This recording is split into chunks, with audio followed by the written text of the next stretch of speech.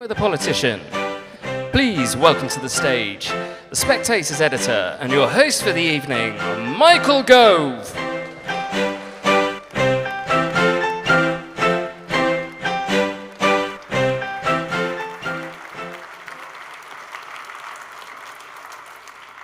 Thank you very much, and welcome to the homely surroundings of the Emmanuel Centre, where we're going to have an opportunity to discuss what it's like, both the pleasures and the pain of living with a politician.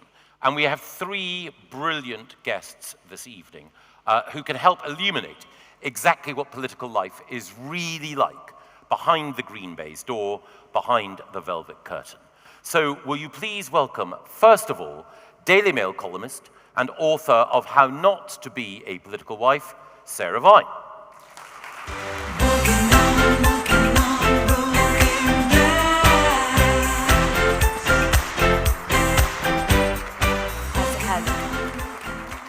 And next, Spectator columnist and author of Rake's Progress, Rachel Johnson.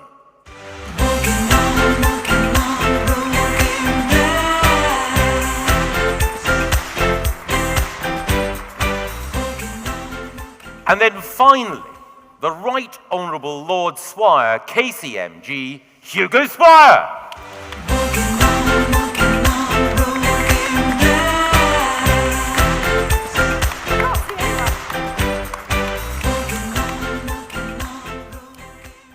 We'll discuss over the next 45 minutes or so exactly what political life is like for those most involved, the families of politicians. And we'll then, at around 8 o'clock, move over to questions from you, the audience. So if there are things that you're bursting to ask any individual member of the panel or all of us collectively, then our team will be there with roving mics. But first of all, I'm going to turn to you, Hugo. You've had a very distinguished political career. You've been in government, in opposition. It's also the case that you married into politics, that your father, Sir John Nott, who passed away, father-in-law, forgive me, Sir John Nott, who passed away recently, was, of course, Defence Secretary. Do you think that there is a proper understanding of the pressure that politicians' families come under and the pressure that politicians themselves face? Well, I think it's changed hugely, and not for the better. I think in my father-in-law's time, it was, in a sense, easier to be a politician. I mean, he had to go to his constituency, which was right the way down in St Ives. He always said his best constituent was Harold Wilson when he had his holiday home on St Mary's. He used to go and have a pint with him in the pub. But it was a hell of a long way to travel every weekend and then come back and be a government minister. But I think it was a different world then, and things were slower. You weren't expected to have an answer to absolutely everything immediately in this TikTok world we now live in. And I think there was really less scrutiny on an almost daily basis, as you will know, from the media, who are feeding all these different streams the entire time. And I think it's had a negative effect, and I'm sure we'll come to this later, which leads me to question, really, why better people are not coming into politics. What is people, and you were good on this, Sarah, the other day. I caught you to giving some interview. Why are people of a higher caliber, if you like, not coming into politics? Have we done something really silly to the political system? Great, Dr. Tarrant. Now, Rachel, you ran for the European Parliament, and you detail in Rake's Progress that particular journey. But it's also the case that your father was a member of the European Parliament, and you also have a brother who's been in politics. Joe Johnson. Lord Johnson of Marylebone, Joe Johnson. But from your own point of view, you will have seen, both in running and also in seeing the impact on other members of your family, how politics can wrench life out of shape. What are your own reflections on what the incentives or disincentives are for people to get involved? Well, that's a very big question, Michael. And I mean, I was a political sibling. I'm the interloper on this panel, really, because my father, yes, he was in the European Parliament, and I had a brother who became Prime Minister and another brother who was in the cabinet. And when Brexit came along, largely thanks to you and the older brother, I was so incensed that I was actually forced to enter politics for the first time in a brief and completely catastrophic foray into it. And I realized immediately that I was totally unsuited to it because I couldn't stay on message. And it seemed to me it was essentially people just repeating the same thing over and over again to different audiences, which they didn't actually believe. So I decided immediately that I would turn the experience into a book called Rake's Progress, which is about how I tried and failed to stop Brexit as my brother became Prime Minister. Which, now wait, he then did become Prime Minister. I failed to become a Euro MP. And as the book was coming out, he got a bit windy. He'd read it in proof. And it is my belief that he actually ordered lockdown on the 23rd of March 2020, because this was coming out on March the 19th. So just as Carrie had a secret baby the other day, I had a secret book, which is why it's for sale in the foyer at a vastly discounted price. Thank you so much for asking. But Michael, she forgot another member of the Johnson family, which was Stanley Kennedy Johnson, who of course was also, but he was the candidate, a very important candidate in Teambridge. Who stood against your wife, Sasha. My wife tried to get, I don't know which would have been Author worse of actually, book. but anyway, she didn't get it and Stanley didn't win it, but he could have been another Johnson in Parliament. There can never be too many Johnsons. Indeed. Or in public life. Sarah, now, in your book, you detail some of the prices that have to be paid for being married to a politician. I mean, obviously, there were other prices to pay for being married to your husband, but particularly heavy ones for being involved in politics. As Hugo said, there are fewer people, perhaps, these days who are drawn towards public life than might have been the case a generation ago. And as Rachel said, if you're lively and original and passionate, as Rachel is, then politics is often the precise opposite of satisfying. So did you draw any lessons about how much of a turn-off politics is for people who've got something about them? Well, I think that people who go into politics always go into it for more or less the right reasons. They never go in thinking, ha ha ha, I'm going to become an evil person.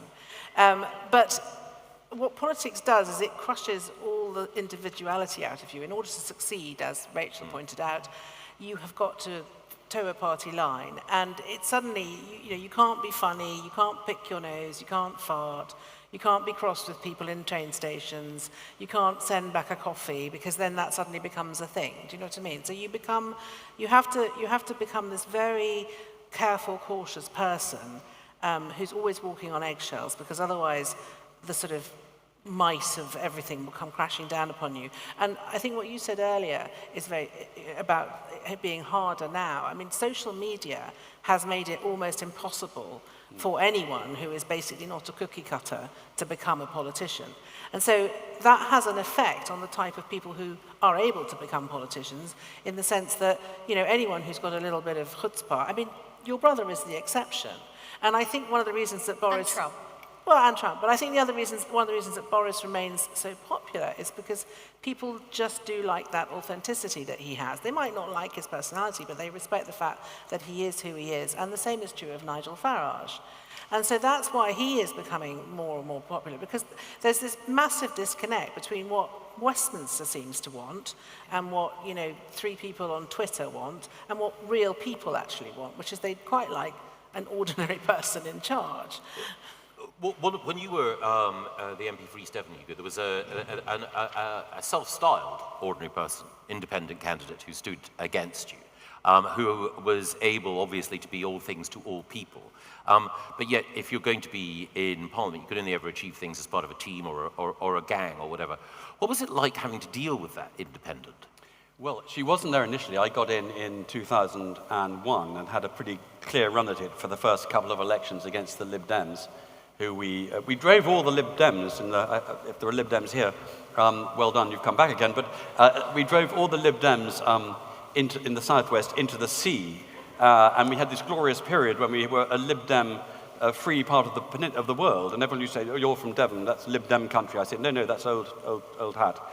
We're clear of Lib Dem, but now like sand crabs, they've come crawling back off the beach, back over the cliffs, and now they're they're all back there, and I don't think we have any MPs now. We have about one in that part of the world. So I had a clear run at the Lib Dems, and then this lady came, and she was a local councillor, and she was quite plausible. She was very good at marketing herself. She was actually much more left-wing than she let on. In fact, stupidly, had she wanted to be, she could have well become a Liberal Democrat Member of Parliament or a Labour Member of Parliament, but that's obviously what she didn't want to do. She wanted to irritate me instead, which she did fantastically well, I have to say, in successive elections, and she got incredible support from Hugh Grant, and people came down and to support her, all these weird people, who some of whom I sort of know, who just thought she was something new and something fresh, and actually she wasn't. But she was very, very annoying, and she got under my skin, and full credit to her, she got, I think, the highest score of any independent candidate ever in this country. I still, incidentally, managed to increase my majority, but I had to work pretty hard for it. But fair play to her, fair due to her. She was a very, very clever campaigner. And one of the things, again, do you think it was a barrier, even though you managed to win, being a party politician, indeed a government minister? Was it the case that there were things that you would have wished to have said to her, about her, to your constituents, about the government, that discipline meant that you couldn't, and that therefore as a result you seemed, I mean you're obviously not, but you seemed more of a sort of clone or automaton rather than a fully rounded person? There was that. And then latterly, when I was a Foreign Office Minister for 4.5 years, where the job actually wasn't in the UK, I mean, the name gives it away, I was traveling incessantly and of course saw less of my constituents, and that she majored on that.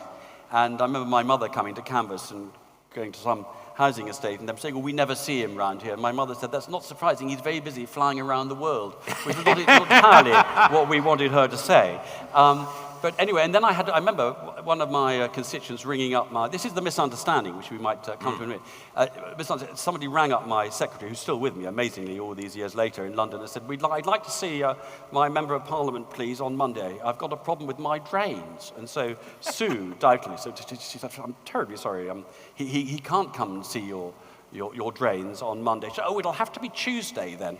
And she said, well, I'm afraid he can't come on Tuesday either. And she said, well, Wednesday, but not between 12 and 2:30 because I'm at the hairdresser. And Sue said, well, I'm afraid he can't come and see you on Wednesday either. And she said, well, why not, sounding rather cross? And Sue said, because he's in London. Why is he in London, she said, rather. Well, because he's in Parliament. Parliament is sitting. She said, oh, and there I was thinking he was supposed to be our local MP.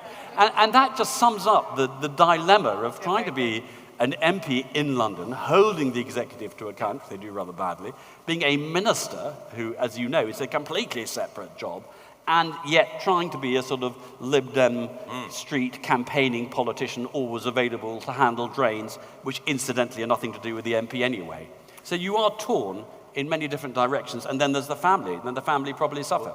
And completely. And then, Rachel, obviously, you will have seen politicians, members of your family, but others, when they return from their surgery, from the trips abroad, from their work in the department at the weekend or whatever, letting their hair down.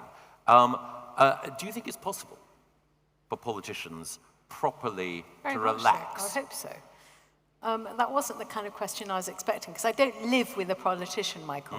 Do you want to...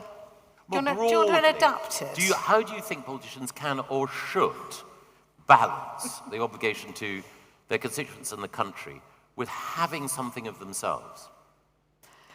That's a very good question. Probably having a lot of childcare in my brother's case. At least one per child is my recommendation. He's not very Chinese. One child. One nanny per child family. A lot of tennis, probably quite a lot of drinking. Two of my brothers have given up drinking completely. You can probably guess which ones. Leo Johnson and Joe Johnson.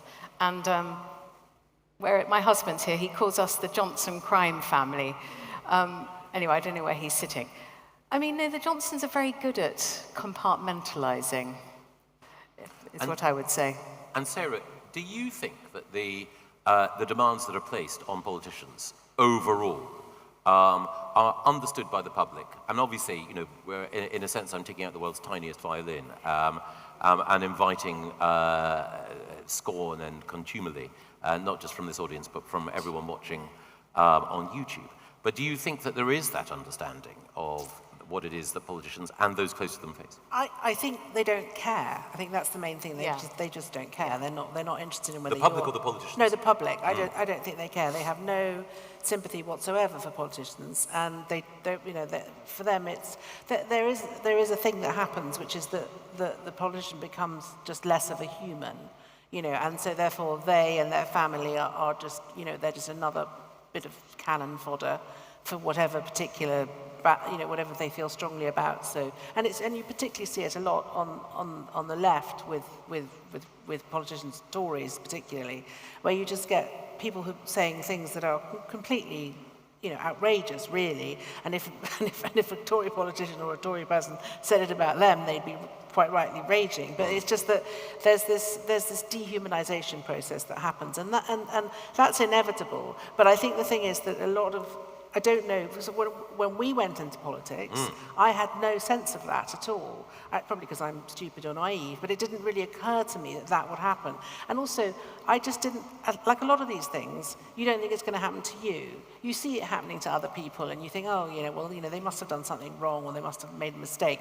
Oh, I'll be fine. It's like childbirth. You think you're going to be fine, you're never fine. And politics is the same. It's very difficult to put yourself in that position, but then it gradually starts to, there's a chapter in the book called Boiling the Frog, and that's basically what it is. They put you in the cold water, then they turn the heat up, and you think you're fine. Oh, it's all going really well, and then suddenly it's getting a bit hot and hotter and hotter, and that's what happens. And obviously, as well as having been married to a politician and seen it close up, it's also the case that every week, twice a week, Wednesday and Sunday, you'll be writing about a range of topics in the Mail, some of them political. Do you think that having seen what politics involves, that gives you an insight when you're writing about Keir Starmer, Rachel Reeves, Angela Rayner, or any of the rest of them? Does it make you sympathise more, or does it make you feel, actually, do you know what? I've seen how people I know have had to take it, so no quarter is given. No, I think it has made me over the years more sympathetic. I don't think I started off there because I didn't really understand it. But then as I've got older and hopefully a little bit wiser, I've come to understand that you just have to remember that the circumstances are generally quite difficult. And Hugo, you've obviously seen both yourself and others criticised or even misrepresented in the press. And sometimes it will have been the case that you will have said things in good faith to a member of the lobby only to see your words twisted. What's the best response? Well, it's very interesting, again, an interview I caught with Sarah the other day, and I don't want to misquote her, but I think you said that these barbs that come at one and so forth, you didn't find it any easier, you hadn't got tougher.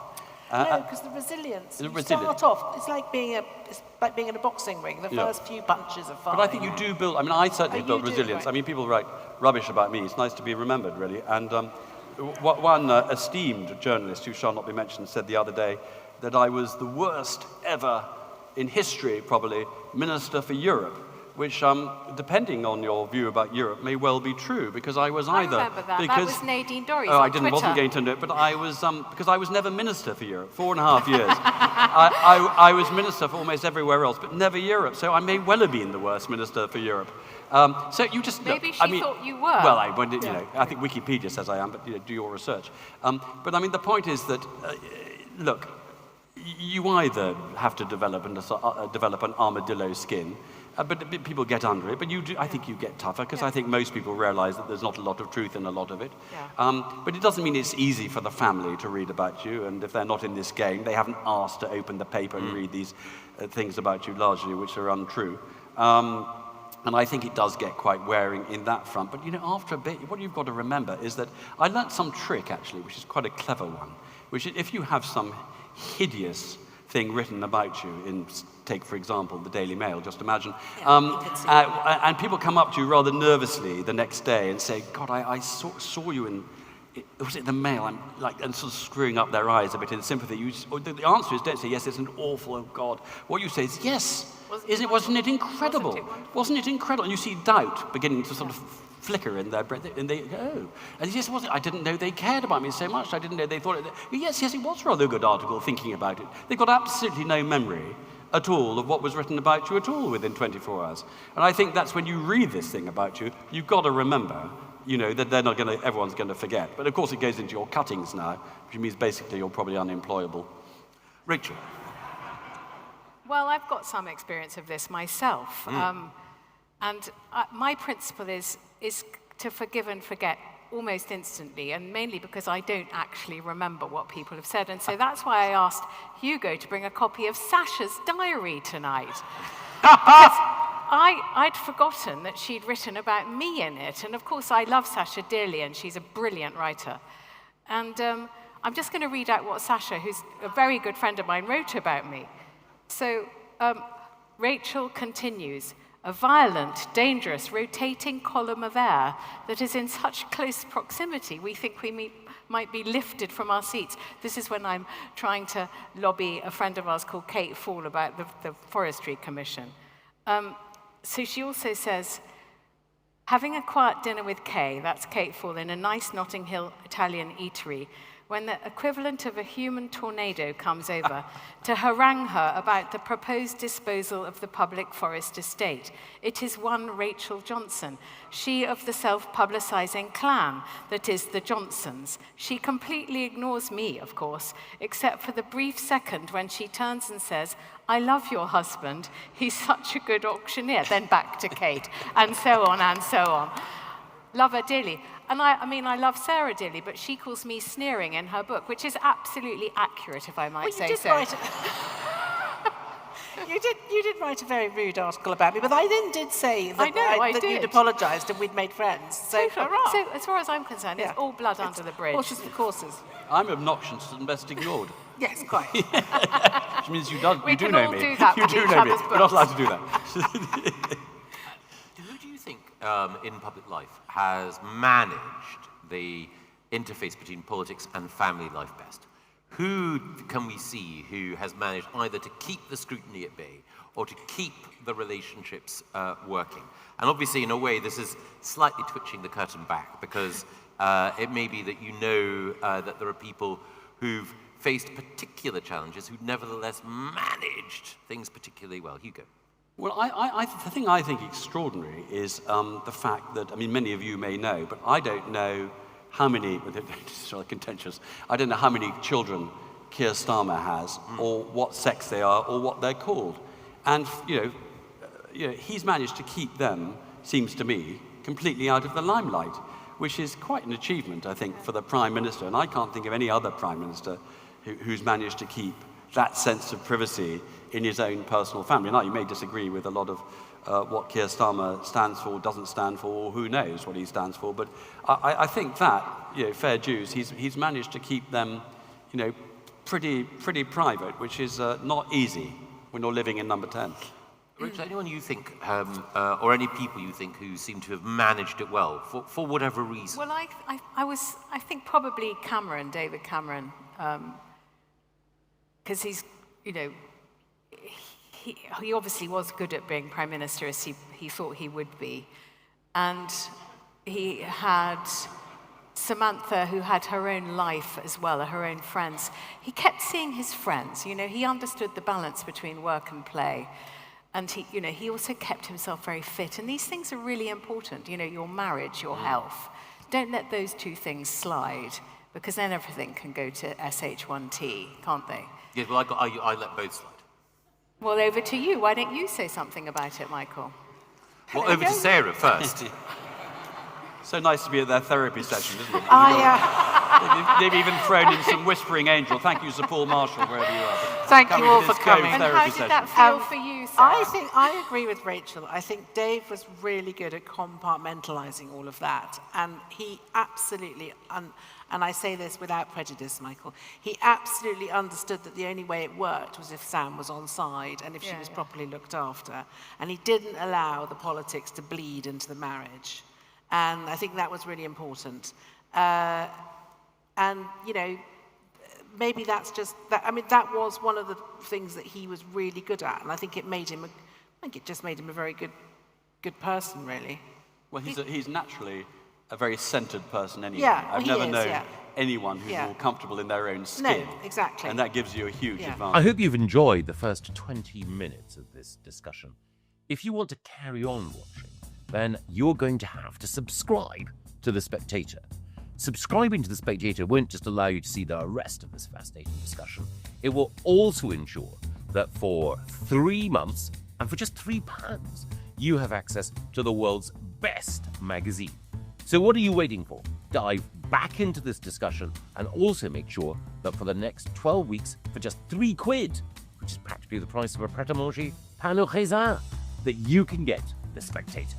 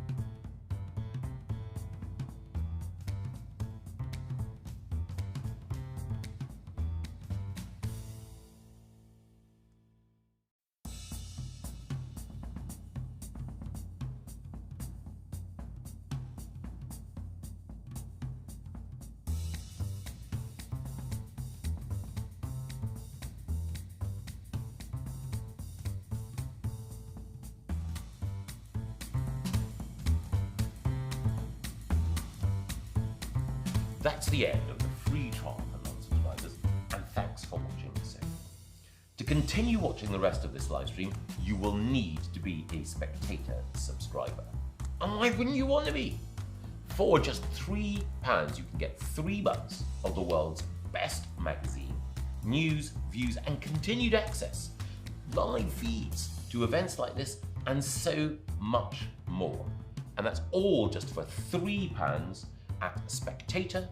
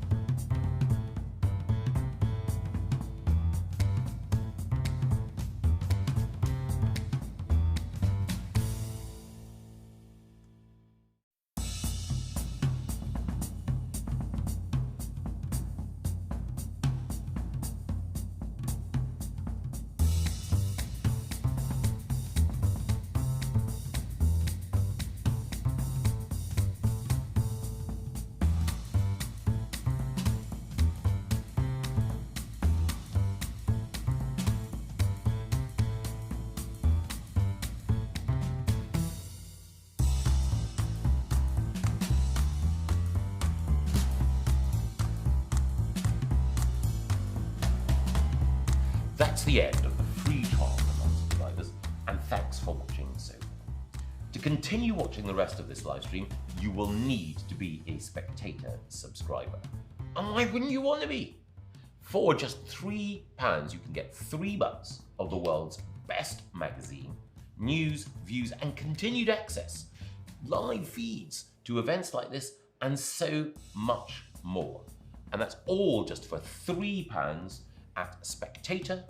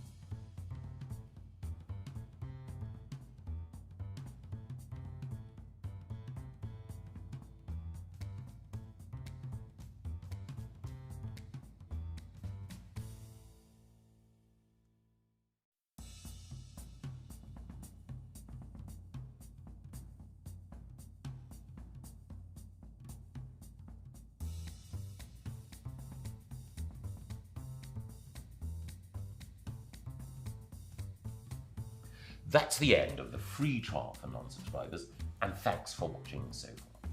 To continue watching the rest of this live stream, you will need to be a Spectator subscriber. And why wouldn't you want to be?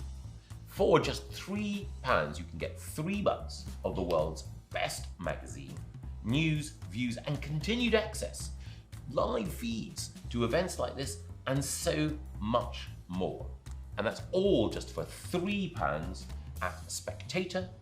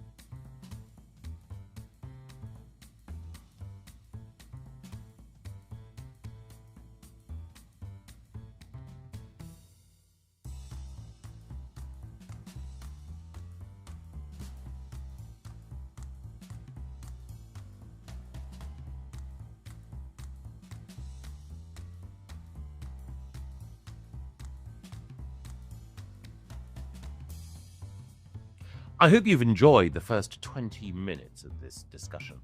If you want to carry on watching, then you're going to have to subscribe to The Spectator. Subscribing to The Spectator won't just allow you to see the rest of this fascinating discussion, it will also ensure that for 3 months, and for just £3, you have access to the world's best magazine. So what are you waiting for? Dive back into this discussion and also make sure that for the next 12 weeks, for just £3, which is practically the price of a pret-a-manger pain au raisin, that you can get The Spectator.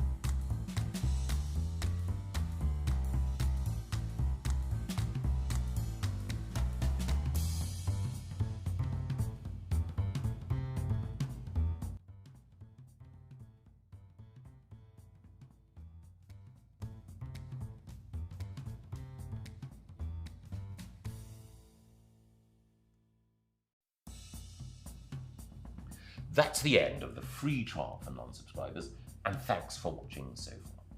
To continue watching the rest of this live stream, you will need to be a Spectator subscriber. And why wouldn't you want to be? For just £3, you can get 3 months of the world's best magazine, news, views, and continued access, live feeds to events like this, and so much more. And that's all just for £3 at spectator.co.uk/live.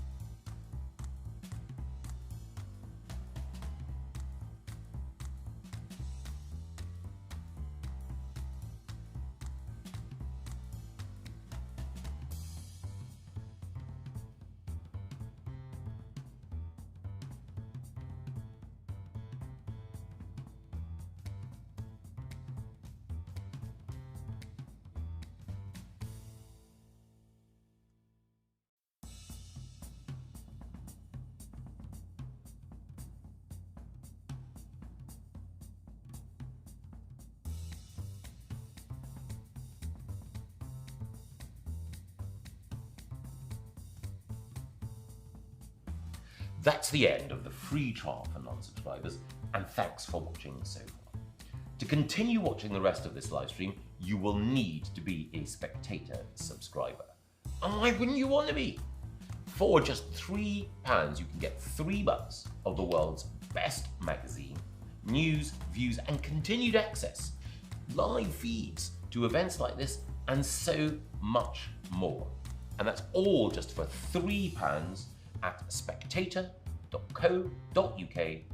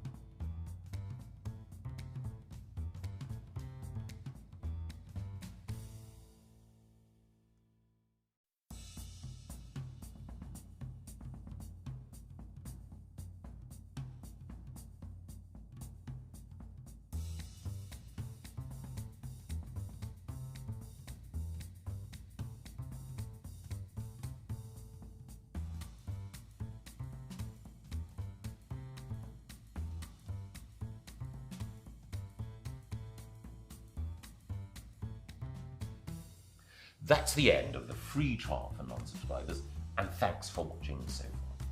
To continue watching the rest of this live stream, you will need to be a Spectator subscriber. And why wouldn't you want to be? For just £3, you can get 3 months of the world's best magazine, news, views, and continued access, live feeds to events like this, and so much more. And that's all just for £3 at spectator.co.uk/live.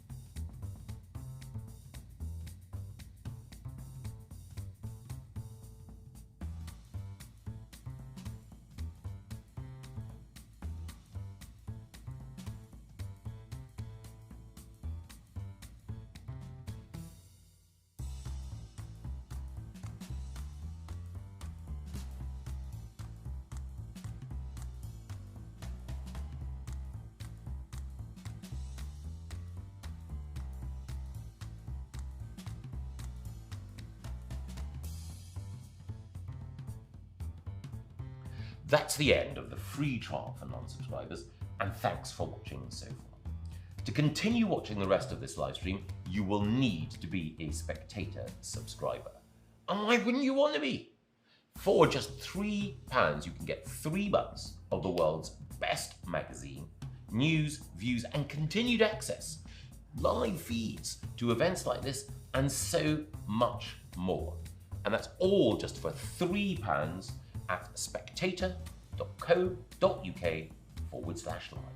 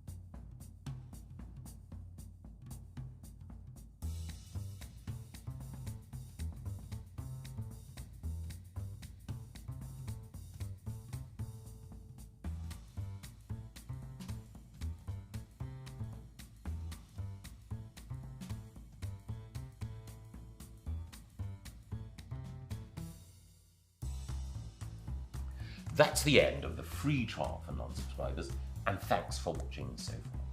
To continue watching the rest of this live stream, you will need to be a Spectator subscriber. And why wouldn't you want to be? For just £3, you can get 3 months of the world's best magazine, news, views, and continued access, live feeds to events like this, and so much more. And that's all just for £3 at spectator.co.uk/live.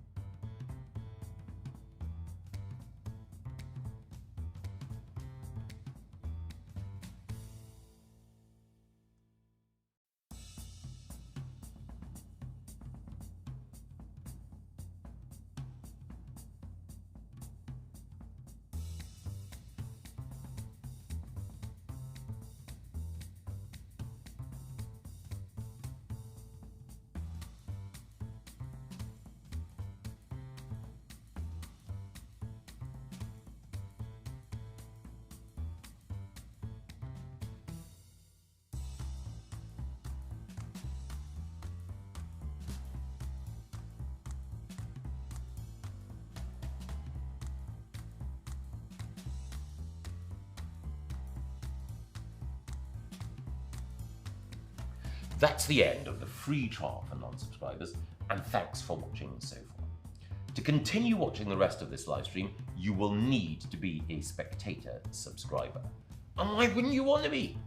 For just £3, you can get 3 months of the world's best magazine, news, views, and continued access, live feeds to events like this, and so much more. And that's all just for £3 at spectator.co.uk/live.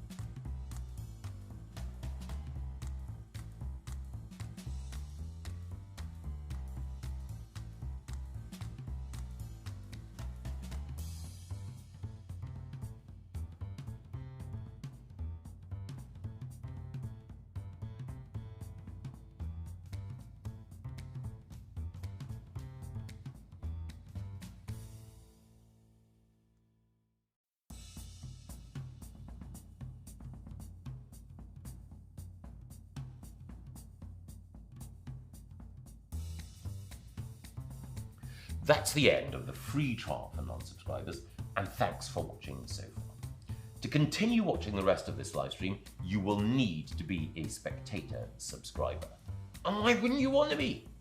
For just £3, you can get 3 months of the world's best magazine, news, views, and continued access, live feeds to events like this, and so much more. And that's all just for £3 at spectator.co.uk/live.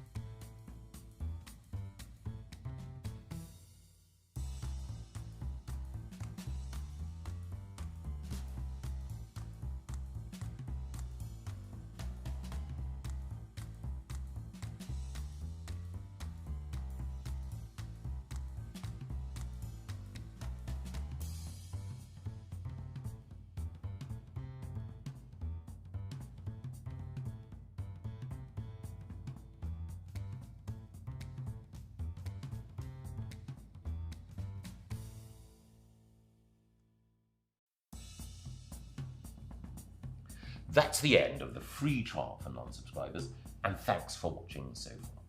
To continue watching the rest of this live stream, you will need to be a Spectator subscriber. And why wouldn't you want to be? For just £3, you can get 3 months of the world's best magazine, news, views, and continued access, live feeds to events like this, and so much more. And that's all just for £3 at spectator.co.uk/live.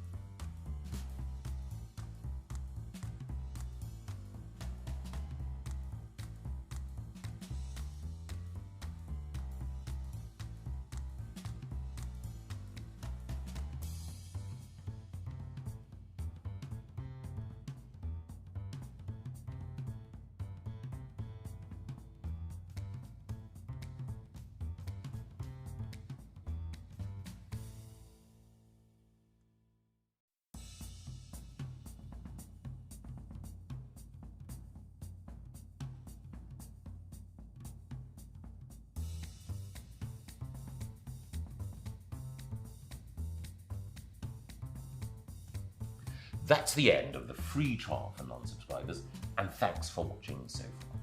To continue watching the rest of this live stream, you will need to be a Spectator subscriber. And why wouldn't you want to be? For just £3, you can get 3 months of the world's best magazine, news, views, and continued access, live feeds to events like this, and so much more. And that's all just for £3 at spectator.co.uk/live.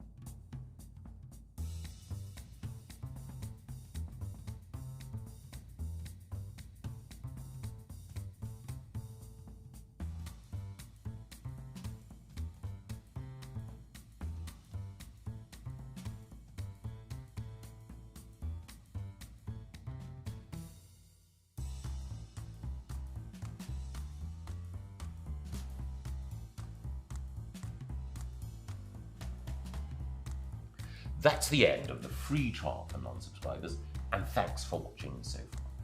To continue watching the rest of this live stream, you will need to be a Spectator subscriber. And why wouldn't you want to be? For just £3, you can get 3 months of the world's best magazine, news, views, and continued access, live feeds to events like this, and so much more. And that's all just for £3 at spectator.co.uk/live.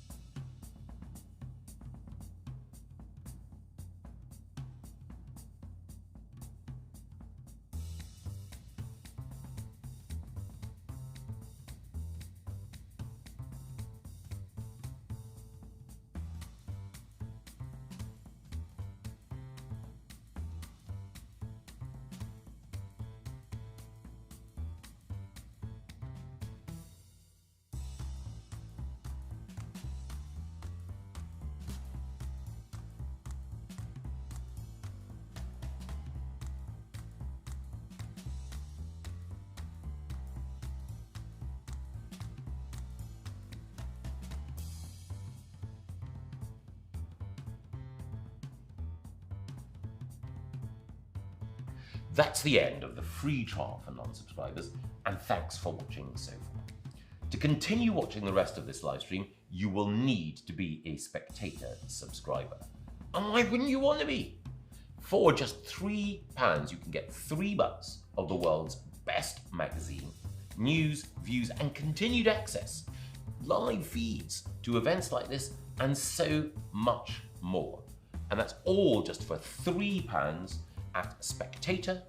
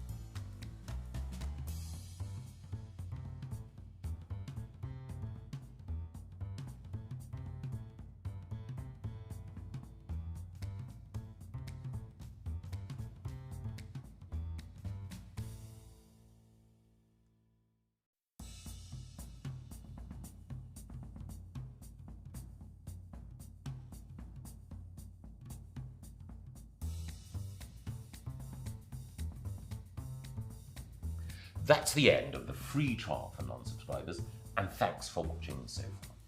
To continue watching the rest of this live stream, you will need to be a Spectator subscriber. And why wouldn't you want to be?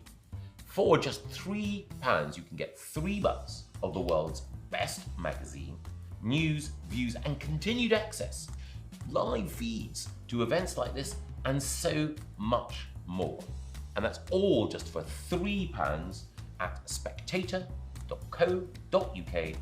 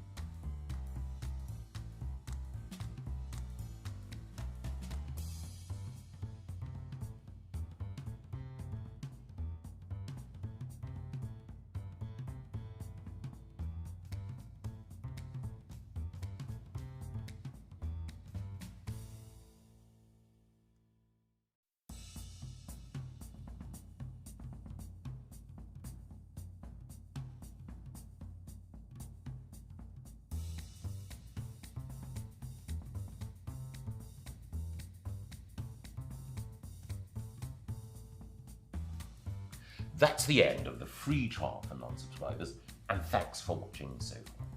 To continue watching the rest of this live stream, you will need to be a Spectator subscriber. And why wouldn't you want to be? For just £3, you can get 3 months of the world's best magazine, news, views, and continued access, live feeds to events like this, and so much more. And that's all just for £3 at spectator.co.uk/live.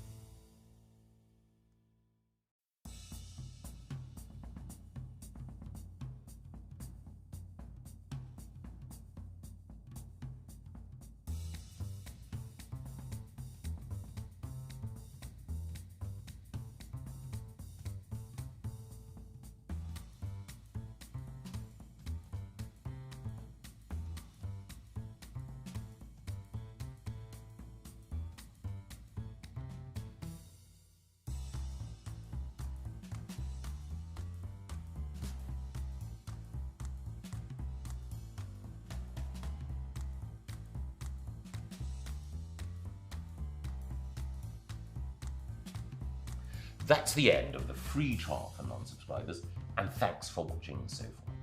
To continue watching the rest of this live stream, you will need to be a Spectator subscriber. And why wouldn't you want to be? For just £3, you can get 3 months of the world's best magazine, news, views, and continued access, live feeds to events like this, and so much more.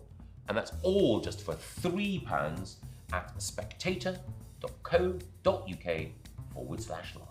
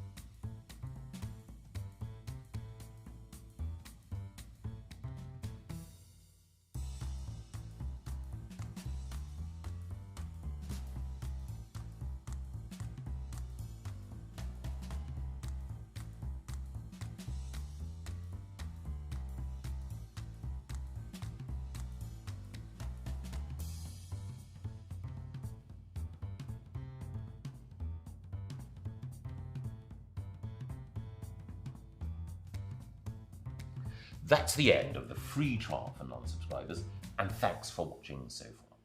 To continue watching the rest of this live stream, you will need to be a Spectator subscriber. And why wouldn't you want to be? For just £3, you can get 3 months of the world's best magazine, news, views, and continued access, live feeds to events like this, and so much more. And that's all just for £3 at spectator.co.uk/live.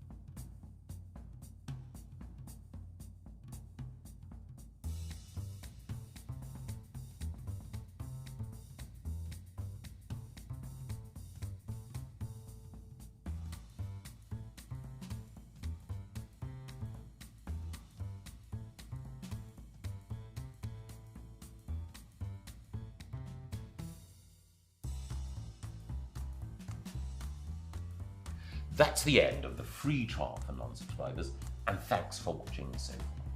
To continue watching the rest of this live stream, you will need to be a Spectator subscriber. And why wouldn't you want to be? For just £3, you can get 3 months of the world's best magazine, news, views, and continued access, live feeds to events like this, and so much more. And that's all just for £3 at spectator.co.uk/live.